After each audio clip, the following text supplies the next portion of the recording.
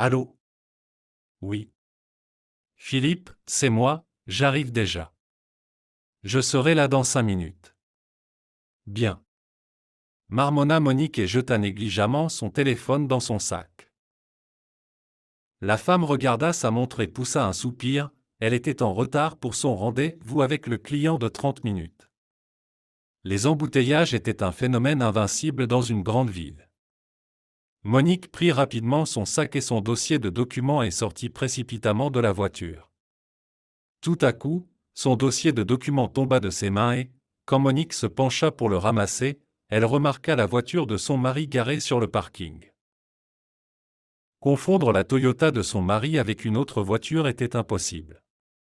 Le numéro de la Toyota indiquait clairement qu'André, le mari de Monique, avait laissé la voiture ici pour une raison quelconque.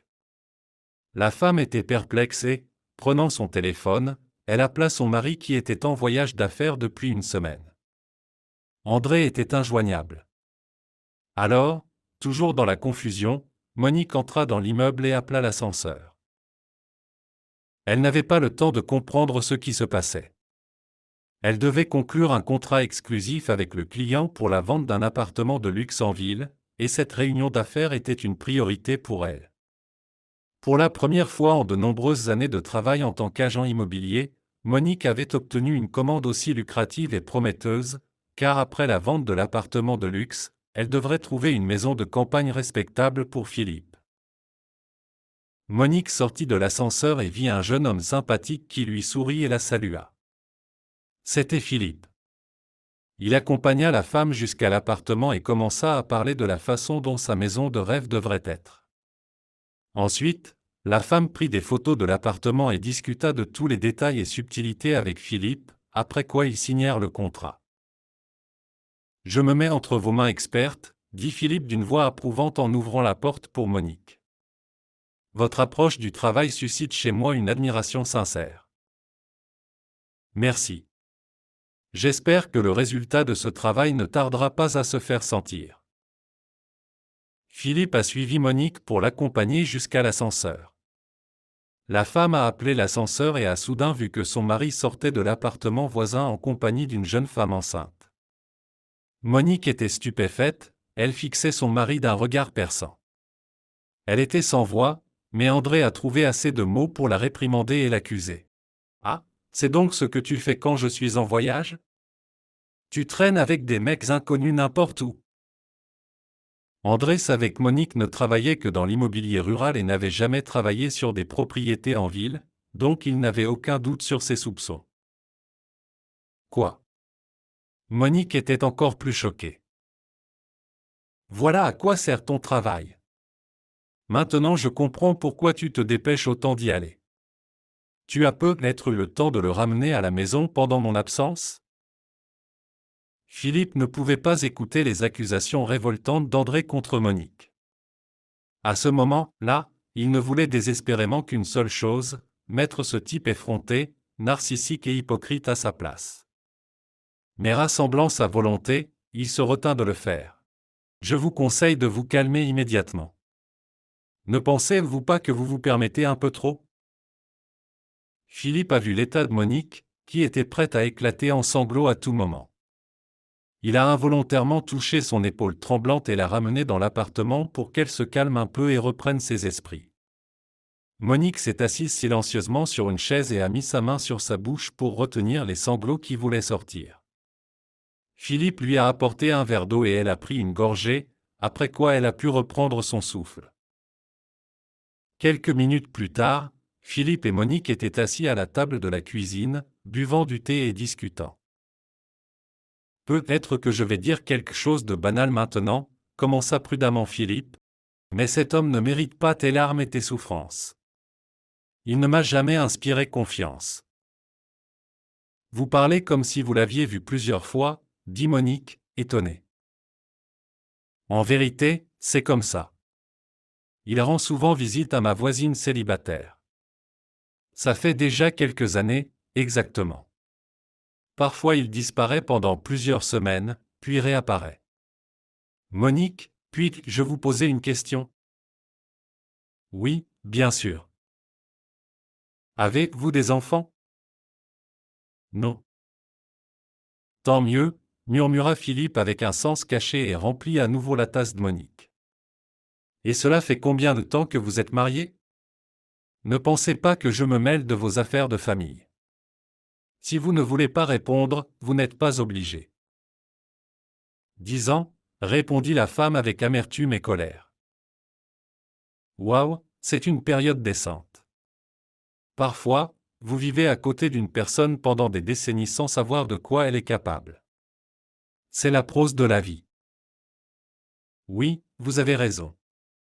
Aussi triste que cela puisse paraître, c'est comme ça. J'étais sûr de la fidélité de mon mari et je pensais qu'il était en voyage d'affaires. Et il était juste là, à côté, avec une autre femme. Philippe, êtes-vous marié? Philippe est soudainement devenu sombre et a répondu avec un ton triste. J'étais marié. Ma femme est tombée malade et est décédée il y a 1 an et demi. J'ai une fille de 12 ans. Pour elle, je veux vendre cet appartement et partir le plus loin possible d'ici. Nous manquons tous les deux des récits, et les souvenirs nous ramènent constamment dans le passé. Excusez-moi, Philippe, je ne savais pas, s'excusa Monique en rougissant. Une demi-heure après cette conversation, Monique remercia Philippe pour le thé et le soutien, puis, après avoir dit au revoir, elle est partie.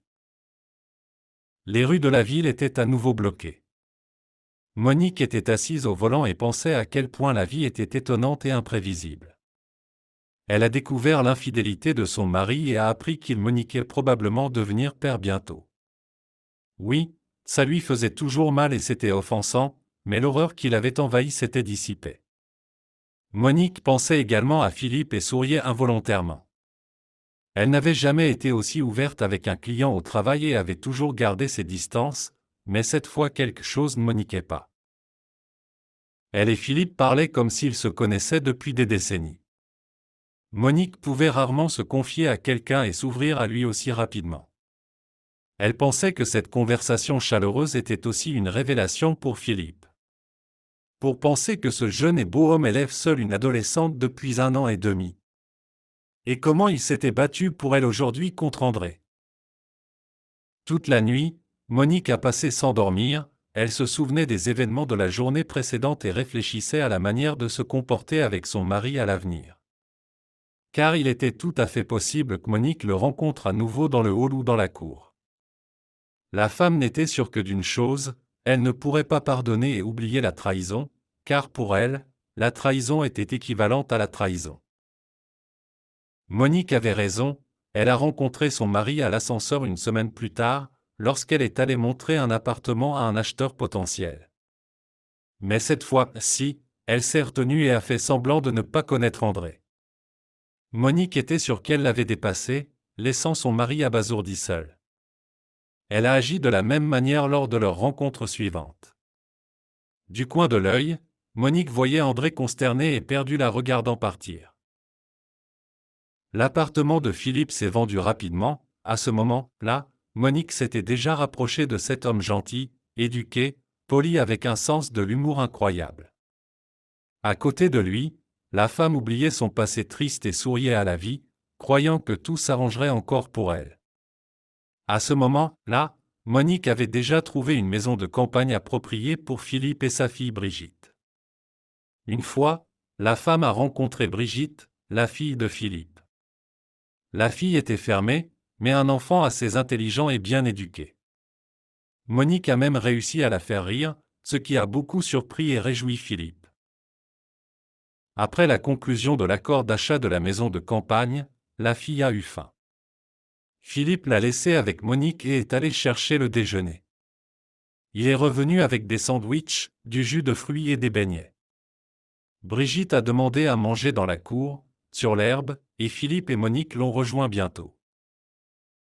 Ce jour-là, Monique a pour la première fois depuis longtemps ressenti qu'elle menait une vie juste et a souri à elle-même à cette pensée. Elle a également réalisé qu'elle était tombée amoureuse de Philippe et s'était attachée de tout son cœur à sa fille. Bientôt, Philippe et Monique ont réalisé qu'ils ne pouvaient pas vivre l'un sans l'autre et ont commencé à se fréquenter. À la surprise de son père, Brigitte s'est rapidement habituée à Monique et a commencé à lui faire confiance. La femme a divorcé de son mari et a emménagé dans la maison de campagne qu'elle avait trouvée pour Philippe, mais elle ne savait pas encore qu'elle y vivrait aussi.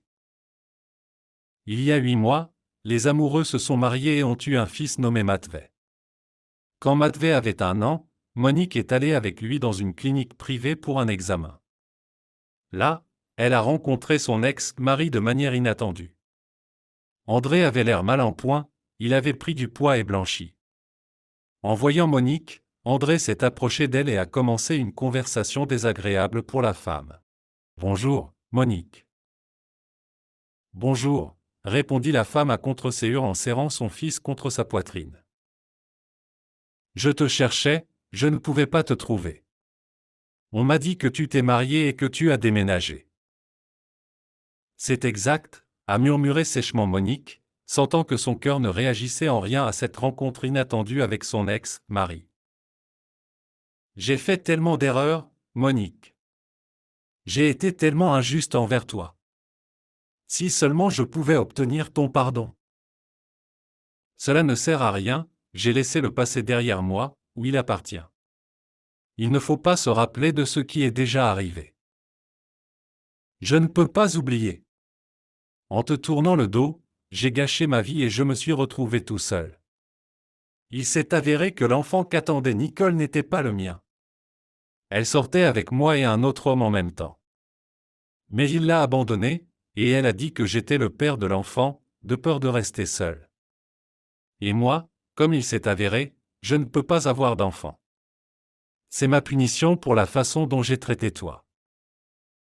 La porte du cabinet du médecin s'ouvrit et l'infirmière invita. Suivant. Monique prit le sac posé sur le petit siège et la veste pour enfant, entra dans le cabinet en disant à son ex-mari d'un ton calme et indifférent. « Il est temps pour nous d'y aller. Je te souhaite tout le meilleur, André. Adieu. » La porte se referma bruyamment devant André abasourdi et perdu. Et il est parti la tête basse, maudissant le jour où il a rencontré Nicole.